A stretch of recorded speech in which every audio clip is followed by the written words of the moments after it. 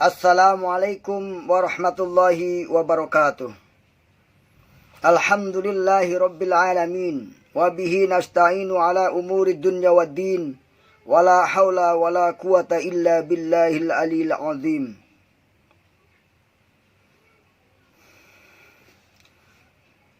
Alhamdulillah, segala puji bagi Allah subhanahu wa ta'ala yang telah memberikan kepada kita berbagai macam nikmat, terutama nikmat iman, nikmat Islam, nikmat sehat, dan nikmat panjang umur.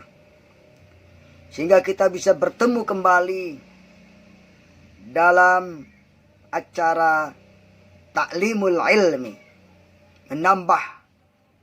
mengkaji tentang ilmu Allah subhanahu wa ta'ala, yang mana ilmu Allah itu sangat luas, seluas lautan.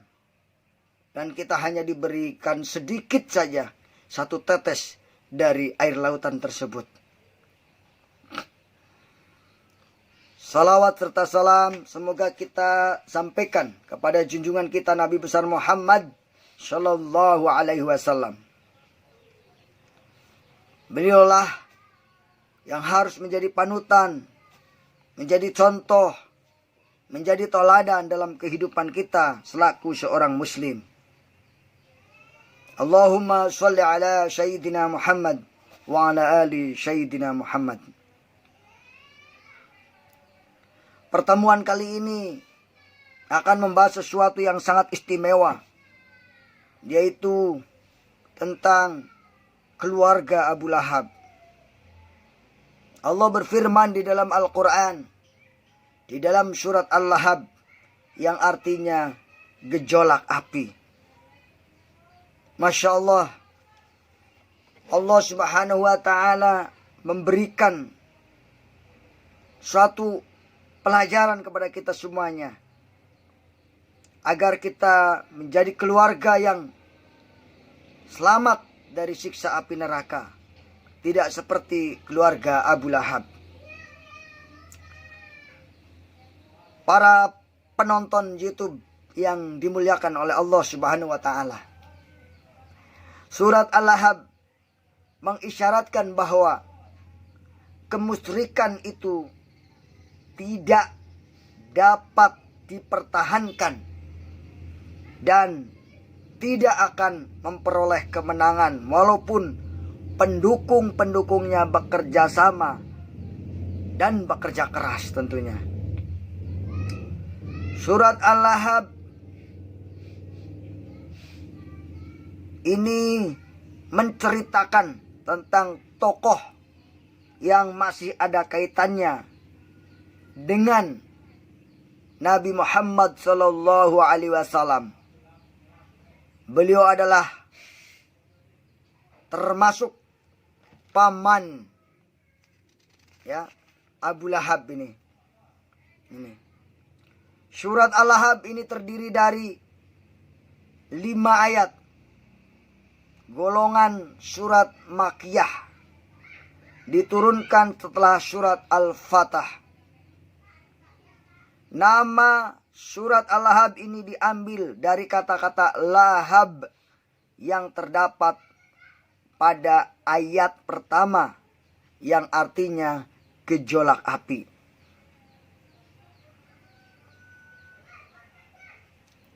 Allahumma sholli ala Sayyidina Muhammad wa ala ali Sayyidina Muhammad. Saudaraku dimanapun berada yang bisa menangkap tontonan dan siaran ini sebagai langkah maju untuk memahami Al-Quran yang sangat masih sederhana. Saudaraku yang dimuliakan oleh Allah, surat Al-Lahab ini menjelaskan atau berisi tentang cerita kisah Abu Lahab dan istrinya yang menentang Rasulullah Shallallahu Alaihi Wasallam, di mana keduanya orang yang menentang Allah dan Rasulnya akan celaka dan akan masuk ke dalam neraka. Harta Abu Lahab, tak berguna untuk keselamatannya. Demikian pula usaha-usahanya tak ada gunanya. Baiklah, mari kita baca surat Al-Lahab. Kemudian ikuti terjemahannya dan ikuti pula pemahamannya agar kita memahami betul surat Al-Lahab ini. A'udzu billahi minasy syaithanir rajim. Aku berlindung kepada Allah dari godaan setan yang terkutuk. Bismillahirrahmanirrahim. Dengan menyebut nama Allah yang Maha Pengasih lagi Maha Penyayang. Tabbat yada abi lahabi wa tab. Binasalah atau celakalah kedua tangan Abu Lahab, dan sesungguhnya ia telah binasa. Ma aghna anhu maluhu wa ma kasab. Tidaklah berguna harta bendanya dan apa-apa yang dia usahakan. Sayasla naran dzata lahab. Sayasla naran dzata lahab. Kelak dia akan masuk ke dalam api yang bergejolak.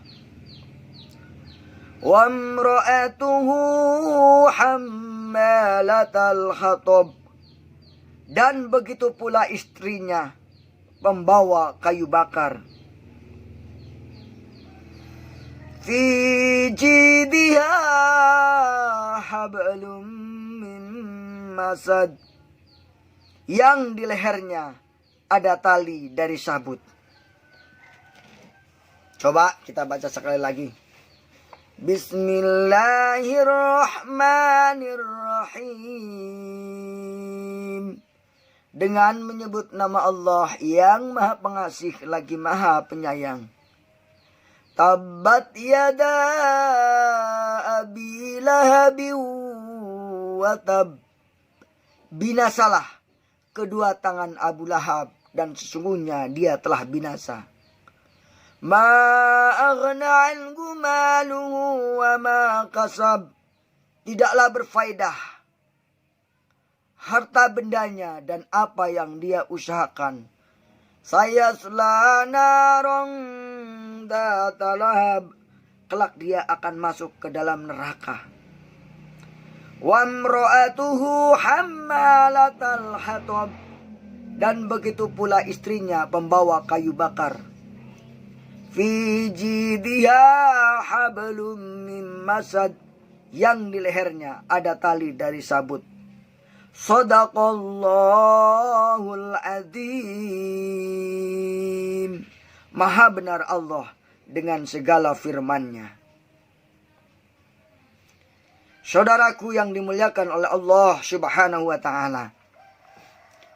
Dari ayat pertama sudah menjelaskan bahwa Abu Lahab adalah yang akan binasa karena menentang dakwah Rasulullah SAW dan menghalang-halangi terus usaha-usaha yang dilakukan oleh Abu Lahab. Tidak ada gunanya untuk menyelamatkan dia dari api neraka. Na'udzubillah, summa na'udzubillah. Dan begitu pula istrinya, Masya Allah, istrinya juga ikut menghalang-halangi Rasulullah, membawa-bawa kayu bakar untuk menghalangi jalannya Rasulullah. Sehingga istrinya pun layak diseret ke dalam neraka bersama suaminya. Kalau di dalam rumah tangga suami istri sama-sama tidak memiliki iman, sama-sama tidak memiliki akhlak, sama-sama tidak mencintai Islam, ini akan bernasib seperti Abu Lahab nantinya. Kalau ada orang baik mengajak kebaikan, bukannya didukung, tapi dibenci, bahkan difitnah, kalau perlu dibunuh.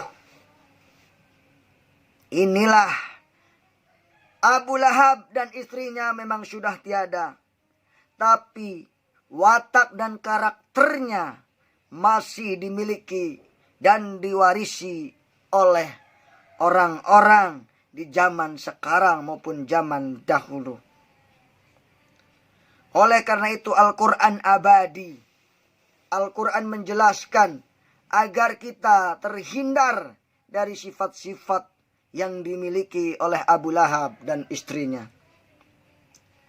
Marilah kita menghindari sifat-sifat tersebut, karena sifat itu adalah sifat yang sangat buruk. Menghalangi orang berbuat baik adalah sifat yang sangat buruk. Dan itu akan menyebabkan murka Allah dan akan menjerumuskan si penghalang tersebut ke dalam neraka yang mana apinya bergejolak. Na'udzubillah summa na'udzubillah. Pembawa kayu bakar dalam bahasa Arab adalah kebiasaan penyebar fitnah. Membakar-bakar orang. Artinya apa? Memfitnah orang. Istrinya Abu Lahab disebut pembawa kayu bakar karena dia selalu menyambar-nyambar. Lalu menyebar-nyebarkan fitnah untuk memburuk-burukkan Nabi Muhammad dan kaum muslimin.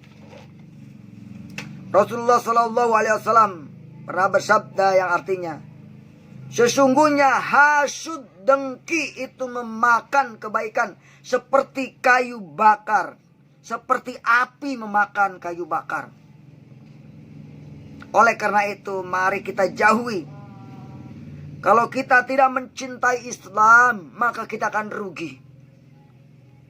Wahai orang-orang yang masih hatinya tidak penuh mencintai Islam, mari kita buka, kita bertobat, apalagi bulan ini bulan Ramadan.